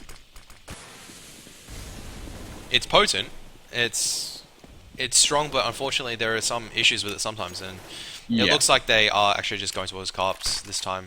Interesting enough. Oh, nice flash to make sure Decibel is blind. Saar missing the AWP pick, unfortunately. Needs to fall back on 37 HP. You know, the bomb is actually still in T-stairs, so I'm not sure who's going to be the person to actually come out and get it, as now Noisier thinks about peeking towards Boiler. Look at this hold here from Control. They've got 3 players on the Diggity side, 1 playing Pit, 1 playing Truck, and it's an interesting setup. I haven't seen this one before. It's a good setup because Infernum still need to make their way onto the side to get the plant. But look at this. I think there's a bit of an over-rotation from the counter-terrorist, as Nickez is just waiting for the smoke to dissipate. He does, I think, still have a smoke and Molotov, and he plays his A site really well. Look at this. A smoke grenade comes down. Infernum, they don't want to risk charging through the smoke, but they have to. 25 seconds left. Zav is the first man to jump up. Nickez just needs to play safe. Buster should be rotating back very shortly. Yeah, so he's lined up the Molotov. This is a perfect Molotov. But he's volleyed off at New Box. He's able to get away without barely taking any damage, and they're going to begin their attack on towards the site. They know he's towards at least one...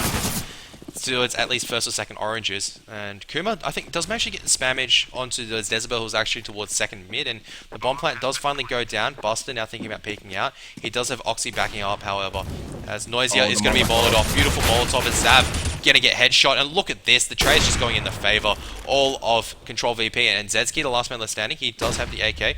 He should be able to do a nice amount of damage if he is able to land the shots, but Saar just peeking at the right time. Just the rest of the counter-terrorists just drawing attention away, and Saar just able to land a very clean AWP shot towards the end. So Control.VP winning possibly a very crucial round. Now Infernum Gaming do still have a lot of money in the bank. They should be able to force up SK, maybe just an AK with Galil with utility if he decides to do so, or just ask for a drop. Nickies was the crucial man in that round, able to just delay the push completely, allowing Control.VP to get into a perfect rotate position. The timing almost impeccable on that flash retake. Yeah, Saar actually jumping across. Oh my goodness, Zedki, Oh, wow. You cannot play aggressive like that, as Saar spotted and just neutralized the tango towards T-stairs. SK does manage to make a nice trade back on towards Buster, but Dinked already so low. He's on 8 HP. Dinked, and then catching the edge of a grenade. Now, Decibel thinking about finding something. Now, he's going to tag Saar once again for 60 damage, but Saar's going to escape alive as we see him falling back towards Pit, towards towards the powerful spiral position, and there is 3 players towards A, as we see Nikez is just behind Car, and this is really going to mess up Infernum. Oh, Oxy, you can't do that, as SK is given a reprieve of life, and Sa missing another AWP shot, unfortunately. He needs to fall all the way back. He has no backup from his other teammates. SK does really nicely there to just draw out the fire. Kumar should be shot from the left-hand side very shortly. And he is going to be shot by Zav, and suddenly Nick has the last man left standing. He's charging into the AMP's position, but really, I think Control.VP, I think they've really let themselves down on Inferno, and I think they may lose this. It's not looking good for them on the counter-terrorist side. They have to do a massive job ahead of them just to get ahead, as we see Nick as he's... Yeah.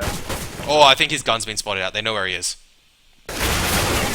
Oh, you said it. You said it before, and I'm going to reiterate the A defense coming in from Control.VP. You were saying it is very vulnerable to a quick play coming out from Infernum Gaming. You know, if they're able to put on a lot of pressure very quickly onto that A site, we see it just kind of crumble away from Control.VP with that Carp's aggression. Like you pointed out, it just puts everyone on the A site in an awkward position where they have to look at far too many angles. Yeah, definitely. I mean, and this is a problem. We're now down in towards, well past the midway point. We've just got 5 rounds left, and you've just got to, like, Control.VP, they have to win the next 5, otherwise they're in trouble of... I'm not sure how strong their T-side is, but we actually see Buster with a shotgun again, so this is actually quite interesting to see from him. The rest of Infernum not risking pushing up. Nice inspection, nice default Nova skin we see from Buster. There is no grenades coming out from the rest of Infernum. He was brutal with the Mag 7. Can he do it with a no? Yes. And he can! I'm telling you, this angle, it's so brutal with a shotgun. Decibel, he does manage to do well to get the 2 return trades, however, so this has put him in the favor of... Oh my goodness, Decibel. I don't know what to say, except that was really bad. I mean... Really, they shouldn't have lost that round in Infernum Gaming. It was well played from Control up at the Nana side, but to fall for that Nova again, or at least that shotgun close-up play again, they Molotov off sandbags, and I feel maybe a pop flash before they pick that corner is in order next time, because they're getting ruined by it. To be honest, I wouldn't be surprised if Buster just grabbed a shot every round and held that angle. Oh, you can't though. Eventually they're going to figure out how to do it. It looks like they're just coming hard B this time, as we see Molotov actually used very late. They've got control of site. Nikez just needs to fall back. Buster, he's got 1, and he's unable to get any more, unfortunately. Now, we do see Nikez, he's rotated across, gets 1 bomb plant going down for barbecue. Nikez actually does well here. That's all he needs to do. He just needs to buy time for the retake. As we see the rest of so much damage. Sa just destroying Infernum with the nade and some spray through smoke, doing so much damage against the east side. The retake coming in, it has to be well timed here from Control.VP, and they're really good at their retakes. Let's see what they can do. 1 man moving in from B, 1 man CT Molotov. Yeah, beautiful Molotov. Flushes out ZST, that's very well played, and SK gets taken out to a crossfire with Nikez, and we're up to the man in Emo now. He is getting sprayed out, that's not quite going to hit, and the knife from Sa to follow it up. Disrespect play, but... No, I see this a lot from Control.VP. They like whipping out the knives. Their retake at the moment is so strong on any map. Like, their Cache retake on the A site was brutal, when we see their B retake on Inferno is equally as brutal. The timing, everything is almost perfect. They're clearing out every single corner, and there's not much Infernum can do. There's a bit of a misread, I think, from Buster. He's got an MP9 against M4, like AKs. Now, Nikez does well to get the trade, and he's going to get a lot of crucial information for the rest of the plays. Or Sa wide picking. This is a big mistake from him. Oh my goodness, he gets 2! Oh, wow, what? Sa, what? How's he able to hit that second? How is he able to hit that second? Wow. Round falling out of the hands of Infernum there after getting that first frag. I don't really know what to say. That came down to some, to be honest, kind of lucky shots. That one from Nikez through the smoke, it was a lovely angle and great timing to pre-fire it. But then Sa, with that double, with that 2k top of mid, I feel like that shouldn't have happened. It's all up to SK now. He does have the bomb and an AK-47. Full utility. Let's see what he can do. In a 1v4, there's not much. He is just going to slowly make his way around the world. It looks like he wants to go towards the B side, but they've got the crossfire set up. Look at the crossfire set up by Nickez and Oxy. There's no way SK can actually make his way onto the side easily. Nickez just finds him very easily, and well played from Control. They're just safe angles to hold. yeah, as I was saying, like, they needed to win the 5 rounds, and they are well on their way to winning the 5 rounds, and they force Infernum onto another eco, so this is the round for Buster to buy an MP9, he knows it, so he's actually bought an MP9. Let's see what Buster can do. Now, Nick has made a comment saying, we have a tendency of saying very interesting play, but I don't think I can find many synonyms. I mean, I could think of scintillating, sizzling, spicy, as we see Star, all those words starting with the S as he gets the triple. Buster coming into cleaning up for a 4th kill, and really just aim practice for that was the counter-terrorist. An excellent round. An excellent anti-eco and a exuberant effort from the counter-terrorist to just force that aggression down through mid and second mid. I mean, we've seen, I like to call it the Inferno abuse. On the counter-terrorist side, it's very easy to just force the terrorists to play passive. You just rush down mid with pre-nades, rush Nana with pre-nades, and of course it can go against your favor, but in an eco it's very easy to pull off. Yeah, and Buster's actually pushed all the way towards Car. Very interesting to see him actually miss an AWP shot. He doesn't miss many. As we see in Infernum, they actually do finally manage to take control of Nana for probably the first time in a while, as a nade comes out from Nickez. I think Nickez does not know that nade is not doing much damage, so I think he needs to rethink how to throw that grenade. It should do a lot of damage theoretically, but he's just unable to land it so far. As Sar, he's gone absolutely huge these last couple of rounds, getting himself the knife kill, then the 2 through the when he shouldn't have lived, in my opinion, and then finally getting the 3 onto the anti-eco. Will he be able to get 4 this round? I mean, you get 1 kill, then 2, then 3. I mean, 4 is the next obvious thing, as Sar's actually hit by the grenade. He's completely blinded, however. Oh, wow, Kuba is unable to do anything as they get the double. Sar spraying through the smoke, getting the double. How does he do that? He's able to take out 2 through the smoke. Kuma got flashed while he was boosted as well. Very good execute from the T side to flash out both sides, and it's up to Control these 2 players, Buster and Nickez, to go for this retake. They are the B duo. Whether or not they can be the ones to win this round, I do not know.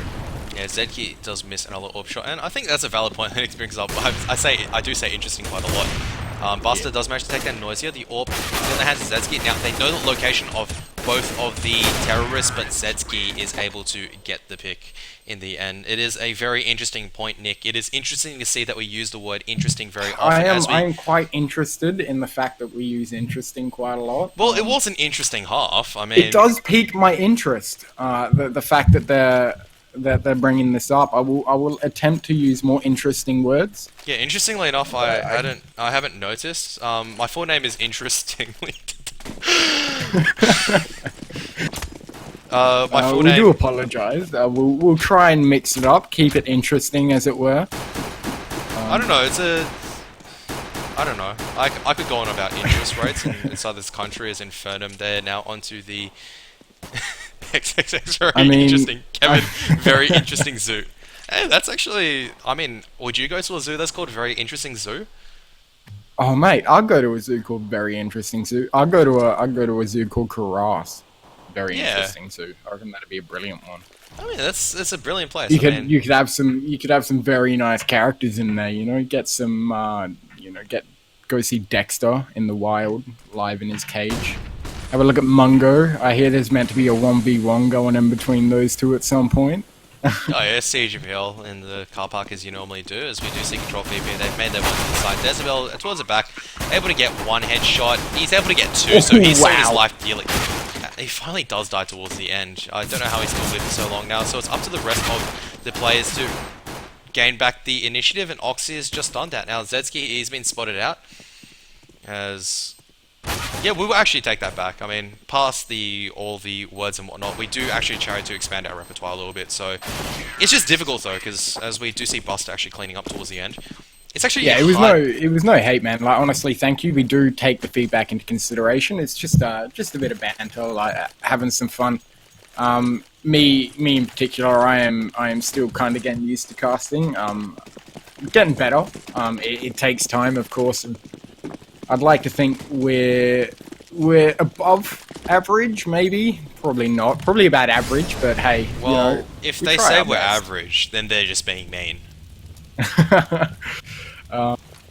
We do see, again, apps control gets taken here from Infernum's side, and whether or not they can do anything with it, I feel like the play at the moment from Infernum on these eco rounds, or at least this force buy round, is kind of hope to God that the T's push into your stack, and hope that you're able to get that first frag and the trade to follow up, because Infernum, if they've not got much of a weapon advantage here. I mean, pistols versus Mac 10s and MP7s, that's not that much of a difference. Nice flash though, coming out from counter terrorist, but Buster absolutely on point alongside with the rest of the terrorists. Now we do actually see Buster falling. Buster was another, he must have fell somewhere else, but Kuma should be able to get the flank kill onto SK, so the last man left standing is going to be Zed. It was a bit of a, I was going to say the word interesting, but I actually stopped myself there. It was a unique stack. A unique stat. Stack, I should say. My bad. Unique overflow stack. They were indeed just trying to get that first frag and not able to actually get it. Nikez was actually entering with the AK, which I'm a little surprised. I think you'd probably send in an SMG first, but able to just bust through the site and do lots of damage. And again, able to get a 4K5! Nikez with the quick aces. All the counter-terrorists rush down Nana and absolutely mows them down. One clip, 5 kills. Yeah, I actually missed that because I pressed the wrong number button because I thought Nikez was number 1 because in my mind he's a really good player, so I just pressed 1, but that goes to Sar. Yeah. Who's... Yeah, I just said he's interesting also again. a good player. It's good to see, you know, Sparkle's fastest aces having to pick up Nikez here. YouTube Get famous. that replay down into it. YouTube famous. Yeah, yep. just, you know, get highlights, you know, just get the oddshot.tv as Nikez, he misses the headshot on towards Noisier. Yeah, I don't know, it's in the favor of Control.VP at this stage. Infernum, they do have the AWP on Zedski, and finally he's been able to land a couple of shots in the last couple of rounds. He is going to be smoked off. And Control.VP, just playing their strats on Cache once again. They're just really just buying time, making a lot of noise, and slowly going towards whatever site they wish to do so. And just trying to push Infernum off any site, and they're just trying to take advantage. So yeah. I mean, they're not playing it like they did Cache. They're staying off the utility and saving that for the execute and the retake instead of trying to bake out or rotate. Yeah, but Nikez has got the first frag, and Noisier... Oh no, he's unable to trade off it. Both players missing an entire clip down the nade... Barely missing. Only does 2 damage. Oh, that was so close. Noisier almost being taken out by a Kobe there. Zedski in a perfect position if he did actually peek that CT side, but Oxy's going to be able to walk past him, and that's very bad here. We are going to see a wrap onto the B site come out, and counter-terrorists haven't actually rotated. Molotov Sar, nice. Oh, that's brilliant. Just taking out Nikez. He only had 2 HP, you know. Probably killed him with the bow. Yeah, so Oxy now on 3 HP, so Noisier was on 3 HP as well. He's able to be killed to death eventually. As... I think Sar really the player of the round so far, getting the crucial kill onto Nikez. He's doing a favour for Infernum gaining as they do go and save. I feel Zed's not peeking that wrap side, that CT side, and allowing Oxy to get past that was crucial in that round, giving them that wrap control without any information. There wasn't much that player on the B site could do, and after going down in that con area, the site was all Control.VP's. Counter-terrorists just trying to save it in this apps area. And we said it last game, Zedski doesn't seem like he's very on with the AWP at the moment.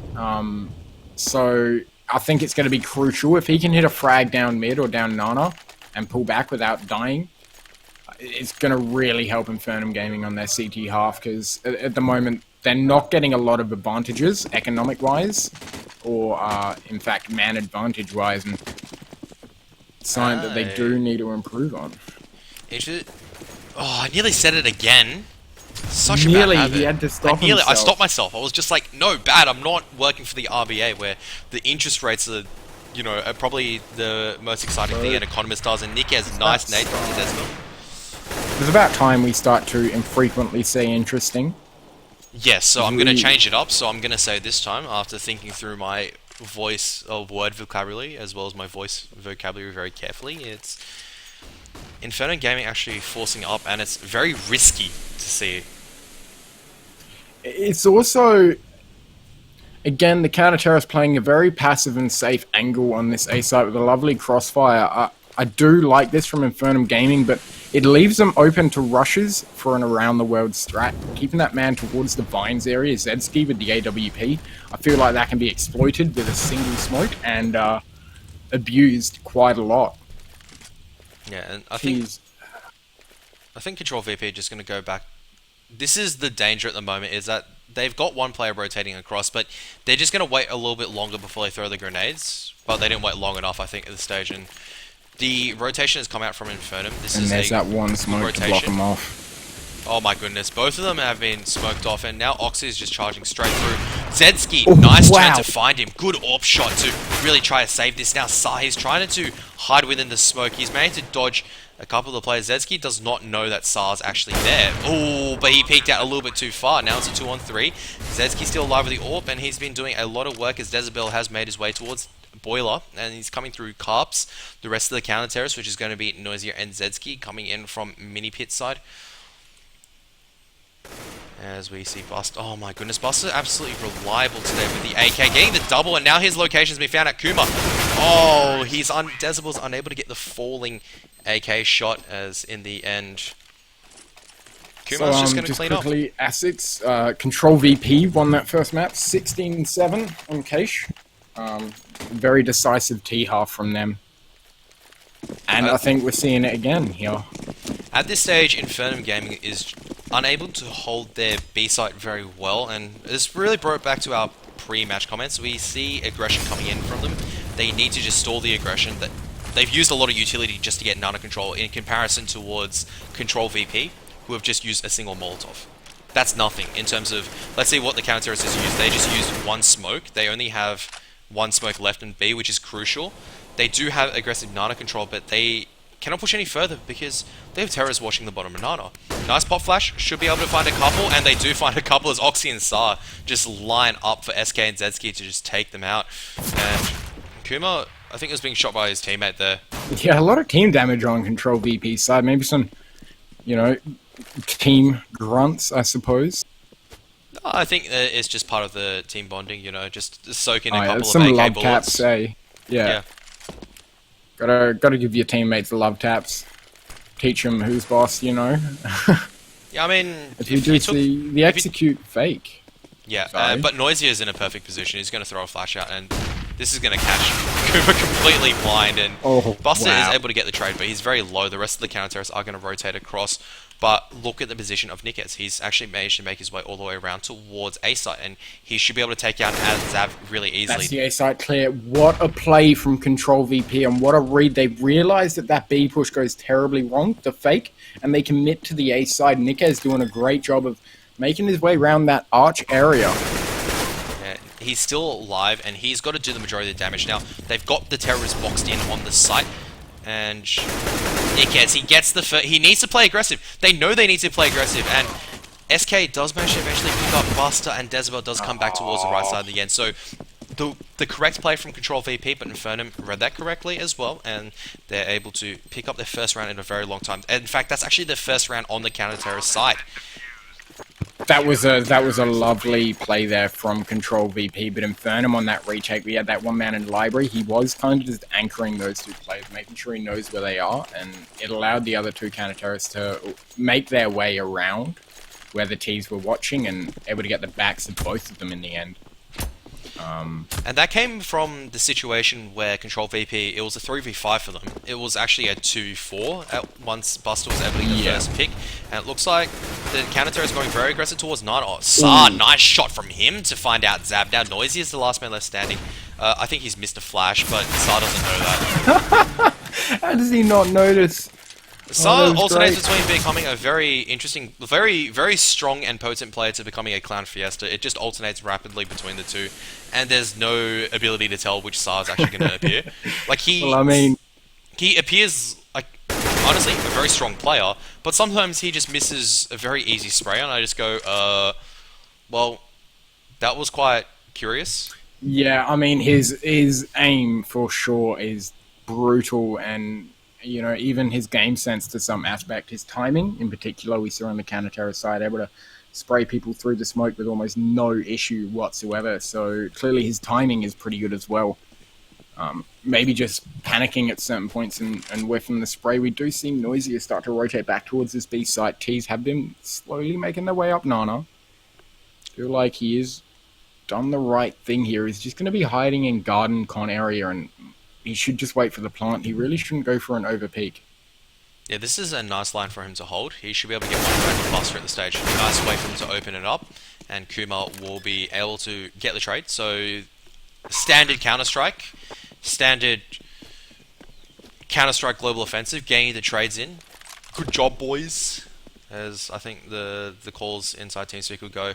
And SK making probably more noise than the elephants in my zoo at this stage, as Kuma is able to wrap around.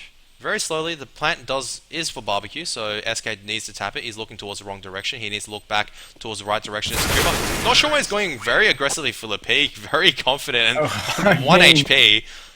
I mean, maybe hearing the LEG? dinosaur going through CT, it might have given him the incentive to go for the aggressive peak, avoiding almost perfectly that SK avoiding the aimer of Kuma's side, but in the end he was able to take him out towards that coil area. And match point now to Control.VP. What do you feel Infernum Gaming can do on this round with this type of buy? They just need to play passive. Very close lines, but they need to crossfire each other. This is what SK and Zab are doing at the stage towards Balcony as well as Boiler.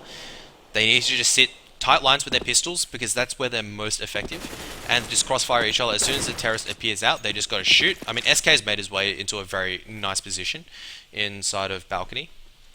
It's very risky, but it's a very good position to hold with a It'll P250. play off brilliantly. The other reason is he does hear them all rotating out, and he's going to be able to get that call that it is in fact an A fake, and we will see a quick rotate come out here from both of the counter-terrorists on A site. So that risky play able to give him a lot of information into this round, and even more information gathered. We do see a push come in there from Infernum Gaming. I'm a little confused at why that did happen. Dezbel and Noisy are both going down, and Zedski now to hold this site, not able to get a single frag. SK did answer onto Sar on this rotate, but Kuma's here to take him out if he decides to aggressively push through, and he will go down in the end. It's all up to Zab to be able to clutch this, and is not able to. Nikez hitting him in the head through the smoke. That is 16-7 to Infernum Gaming, and a 2-0 in this best of three between the two teams. Did you expect this? I kind of hoped for 3 maps, but I was unable to actually. Whoa, look at that console commands. I love CG Cyber Game. There we are. That's Wait, official, what? guys.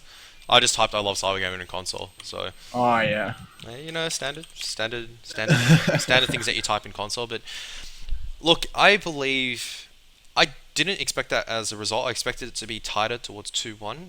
But I think in this case, the experience of Control.VP, they really tightened up their plays on Inferno.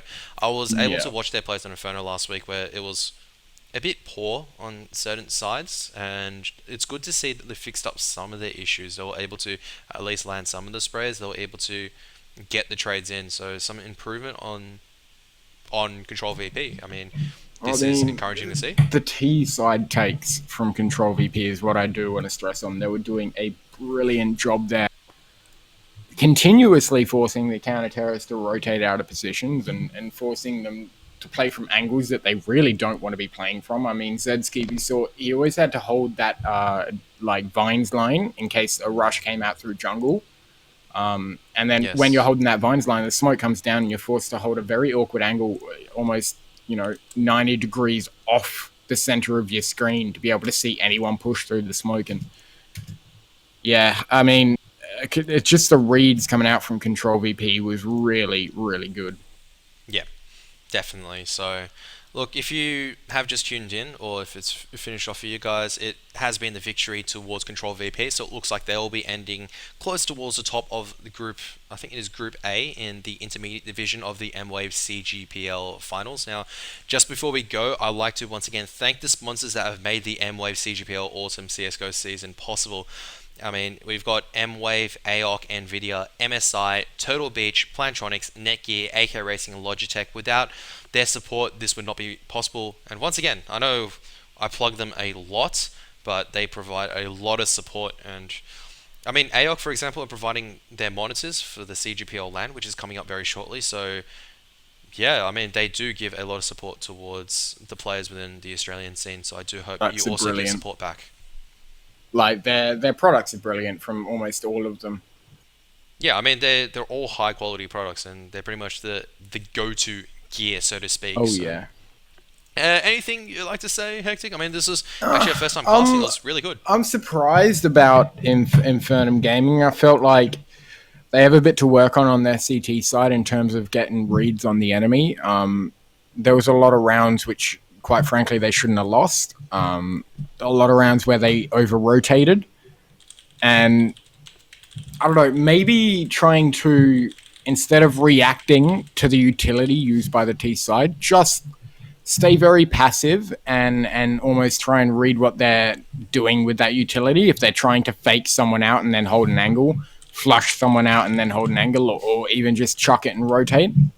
Because especially on that cage game, I mean, we saw Control.VP had the counter terrorists running all over the map, Yeah, like all over. We had the player from truck or highway actually. He was moving in between truck, highway, Zcon, and short box. Then you had that player Zcon who was moving from Zcon to B heaven to B main, like just all over the place. And that's really what did give Control VP a big advantage in that on their T side, is the fact that they were able to exploit that and push accordingly to a site where there's going to be one less counter terrorist, or maybe even none sometimes.